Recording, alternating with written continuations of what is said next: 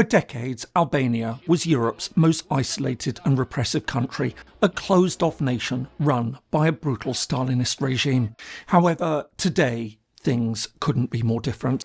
Albania is regarded as one of Europe's emerging success stories. Having transformed itself from a totalitarian regime into a vibrant democracy, it now boasts a bold new international image and hopes to join the European Union.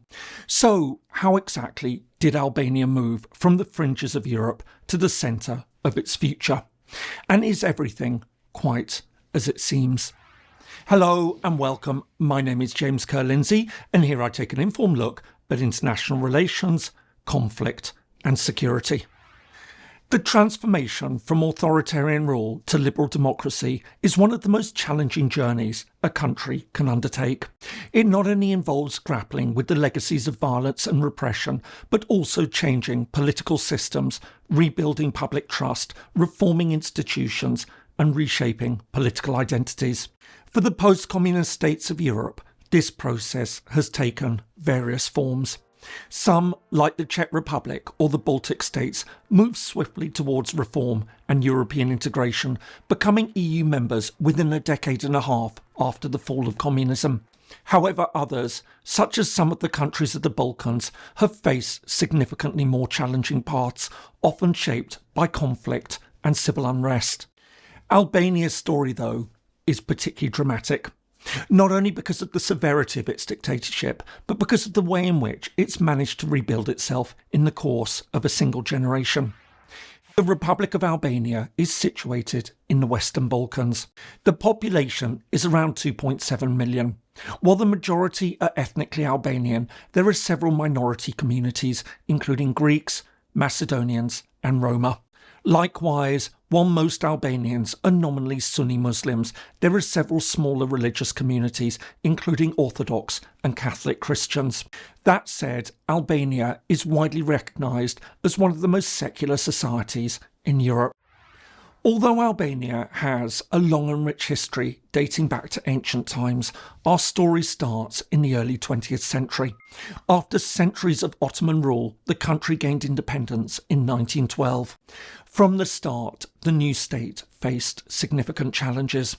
The outbreak of the Balkan Wars and later the First World War plunged Albania into instability, and its early years were shaped by territorial disputes, foreign occupations and internal power struggles. However, by the 1920s, order began to return as the country fell under the rule of King Zog I. A former tribal leader who declared himself monarch in 1928, his reign marked the first steps towards modernisation, albeit under authoritarian rule. However, this period ended just before the start of the Second World War. In April 1939, fascist Italy invaded and occupied Albania, sparking the rise of various resistance groups. The most prominent of these was the Communist National Liberation Movement, which was led by Enver Hoxha, a man who would come to dominate Albania for decades afterwards. From 1944 until he died in 1985, Hoxha established one of the most brutal, repressive and secretive regimes in Europe. While most Eastern Bloc countries at least maintained relations with each other, Albania adopted a policy of extreme isolationism. Although it initially aligned with the Soviet Union, it severed ties with Moscow in 1961. It then moved closer to Maoist China until that relationship collapsed in 1978. From there, Hoxha essentially cut Albania off from the rest of the world. Indeed, believing that the country was in danger of foreign invasion, Hoxha's paranoia led to the construction of over 170,000 concrete bunkers that were littered across the country. Meanwhile, Albania gained notoriety for its widespread political repression, as the secret police maintained a suffocating grip on society, crushing all dissent. Tens of thousands were imprisoned or executed as enemies of the people. Similarly, all religious institutions were banned as the country became the world's first officially atheist state. And without external support, the economy stagnated. As a result, by the time Hoxha died in the mid-1980s, Albania had become an impoverished and isolated state with almost no contact with the outside world. Although communism began to collapse across Eastern Europe in the late 1980s, Albania was initially slow to follow. However, as the Cold War ended and the Iron Curtain fell, the pressure for change became overwhelming. Following mass protests, the ruling Communist Party held Albania's first multi-party elections in March 1991. But the transition to democracy was far from smooth. The 1990s were characterised by extreme instability, weak state institutions and a struggling economy. All this reached a peak in 1997 when a fraudulent pyramid investment scheme triggered a nationwide financial collapse and with it the collapse of the state. As armed groups roamed the street and military bases were looted, tens of thousands of Albanians tried to flee the country. In the end, law and order was restored by the creation of an Italian-led peacekeeping force. The 1990s would have a profound impact on Albania.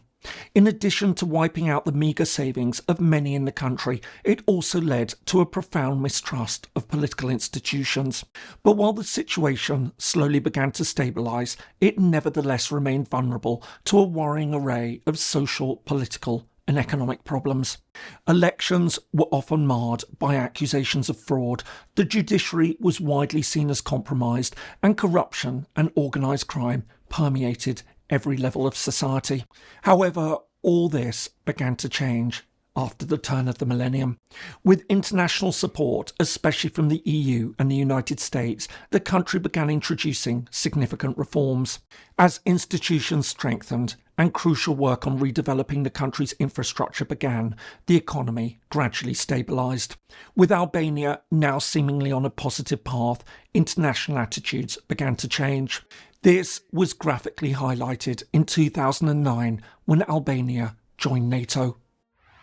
I hope you're finding this useful. If so, please give it a like and perhaps subscribe to the channel if you haven't already. Thanks so much, and now back to the video.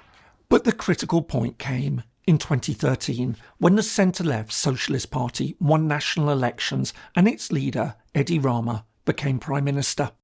A former artist and mayor of Tirana, Rama was known for his charm and charisma. More to the point, once in power, he began implementing an ambitious programme of reform. Putting European Union membership at the top of his agenda, he pushed ahead with many structural reforms. Focusing on justice and law and order, he launched high-profile anti-corruption campaigns, including a major vetting process for judges and prosecutors. Meanwhile, internationally, Rama also transformed Albania's standing. In addition to promoting Albania as a tourist destination and an investment hub, he also took steps to increase the country's visibility and diplomatic standing. As well as serving as a member of the United Nations Security Council in 2022 and 2023, Albania cultivated a reputation as a reliable NATO member and constructive Western partner in the Western Balkans. At the same time, in a move that's received widespread international praise, Rama also forged a close relationship with his Serbian counterpart, Aleksandar Vučić, building cooperation between the two countries. Likewise, Tirana has held major international conferences. For example, in May 2025, it gained prominence when it hosted the 6th summit of the European political community, bringing together over 50 European leaders. And in a major coup, Rama announced that the 2027 NATO Leaders Summit will also be held in Albania. Crucially, all this has yielded significant results in terms of the country's hopes for EU accession. Having applied for membership in 2009 and been formally accepted as a candidate in 2014, Albania finally began accession talks in late 2024. More to the point, and in a stunning reversal of fortune, many now believe that the country may even become the next EU member, leapfrogging Montenegro and Serbia. But while Rama has undoubtedly transformed Albania and enhanced its international standing, his tenure hasn't been without criticism. Alongside accusations of increasing authoritarianism, there have also been claims of political clientelism. Many also highlight that he wields excessive control over the Albanian media. Meanwhile, despite optimistic predictions, Albania's EU accession journey still faces significant hurdles. While the country has made notable progress, several deeply rooted challenges remain. Despite reforms, the judiciary is still plagued by inefficiencies and allegations of political interference. Tied to this is the problem of prolonged pre-trial detention. Human rights advocates have raised concerns about individuals being held for extended periods without trial. For example, the high-profile case involving Erion Veliaj, the mayor of Tirana and a former close ally of Prime Minister Rama, has raised important questions about due process, especially as supporters argue that his imprisonment is politically motivated. And on top of all this, other difficulties persist. Corruption, low wages and emigration continue to hinder the country's development. Many young Albanians still leave in search of better opportunities abroad. And all the while, organised crime, including human trafficking and drug smuggling, remain a serious problem.